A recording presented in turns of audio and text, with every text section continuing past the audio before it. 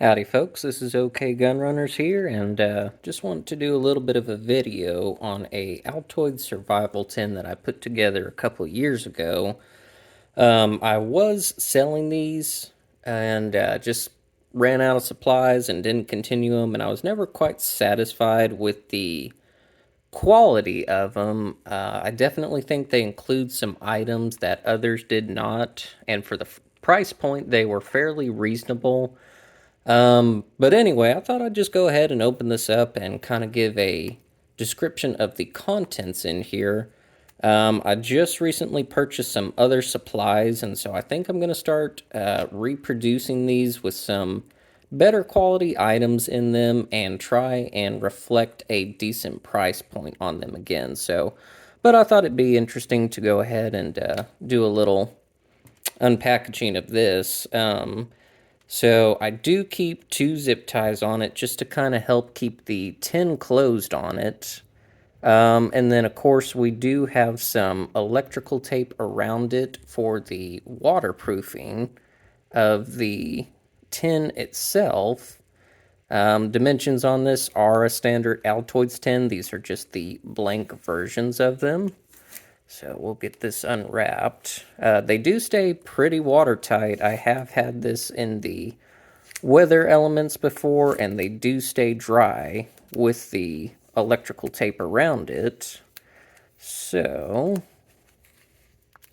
and it does kind of help keep the tin closed because it is jam-packed.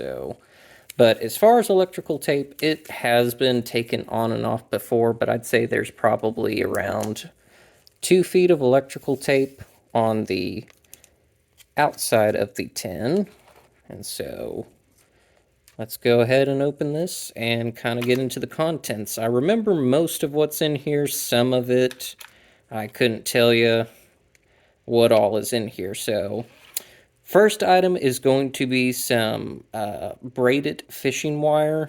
And this, basically the concept of including this was just as a bank line, just used for your standard cordage instead of 550. And I believe there was around 6 feet of bank line in there.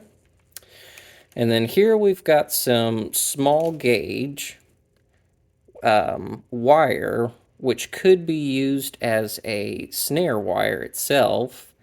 And I'm trying to remember specifically, I think 6 feet or 7 feet is included in your snare wire. And then here we just have a basic tourniquet. These are inexpensive, but my thought process on it is if you have nothing else, a small tourniquet could be used in a pinch. So we have our tourniquet.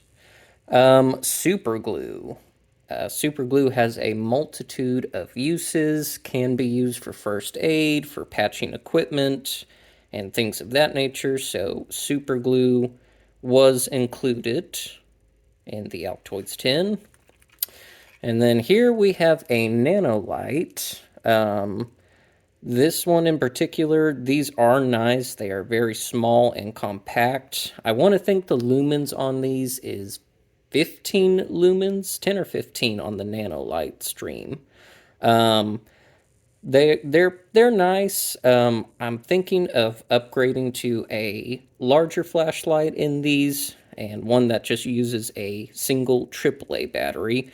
But for the time, the Nano Streamlight is compact enough to fit in here with all the other contents. And then for fire starting, these are just homemade cotton ball Vaseline fire starters. I'll probably move away from these and go to a quick tinder.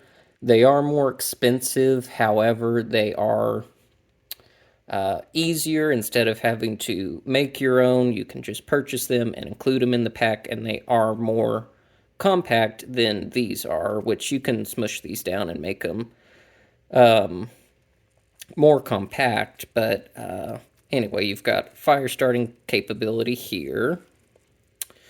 And then we have a ferrocerium rod with striker. And these are pretty standard. Nothing special about these. They work great for a second method of fire starting. They throw really good sparks. And then here we've just got a match striker, which we'll get to that in a second. Matches, I think 4 of them are included, and I might have to fish the rest of them out later, but just standard matches.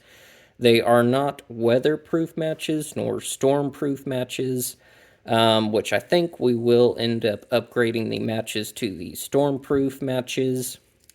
This is just a utility box blade with 20 feet of fishing line wrapped around it. The fishing line, I've decided that it's a little too time consuming to cut and wrap and everything else, and so we are going to be making a move away from the fishing line, and we'll be going to something else on future boxes.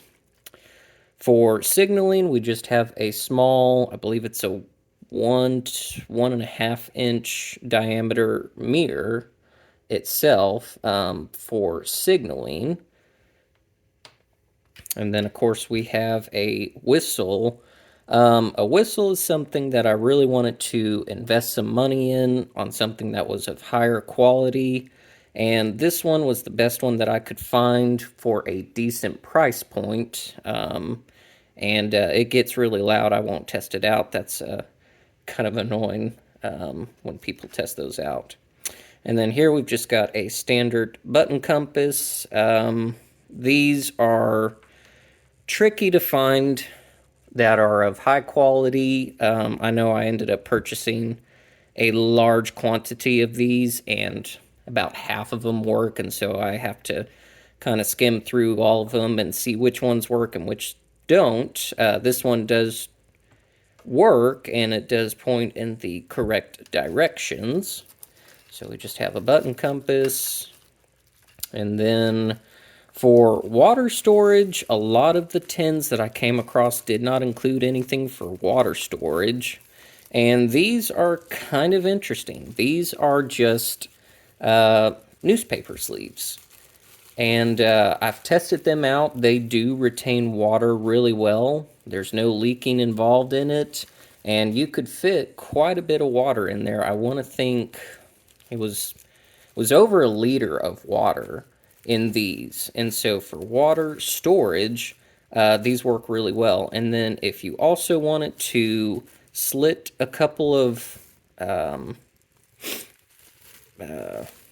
just make a couple of slits in it, you could use it as a flagging tape as well. So anyway, that is something that I found to include that a lot of other tins did not, is for water storage. And then here we just have a magnifying lens. This is a credit card size magnifying lens for fire starting. And I believe this is a 1 foot by 1 foot piece of aluminum foil.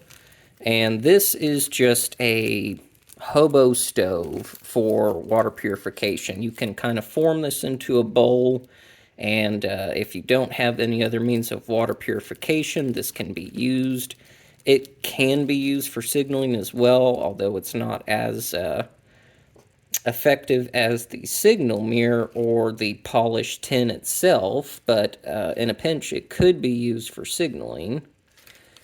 And then we've got some water purification tablets to go along with your water storage. We have, I believe it's 6 tablets that are included. I think 2 tablets disinfects, I want to say it's a gallon of water roughly. I'd have to read the instructions to tell you that exact number, but there's enough there included to go a couple of days with water purification with using this method. And then Advil, you know, really no need to explain why one would include this, but, you know, for fever reduction or anything else, when you don't have anything and you're low on calories and water and everything else, pretty much anything can offset you. And then we've got some triple antibiotic ointment. Finding some first aid items to put in this was something that I wanted to include also that a lot of other kits did not. And so something as simple as a cut can lead to infection, and so having something to negate that is important. And we do have the rest of our matches. I believe 5 of them were included in this kit.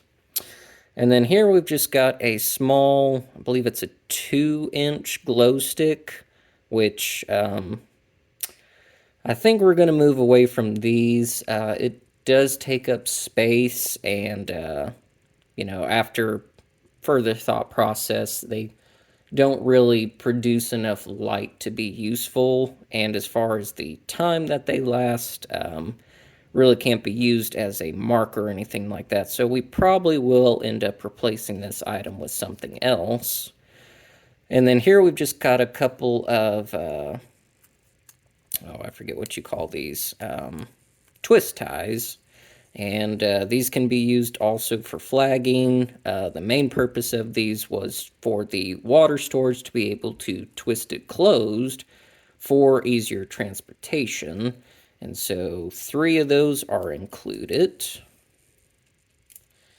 And then going with the first aid, we do have 3 bandages. 2 are standard size, 1 smaller.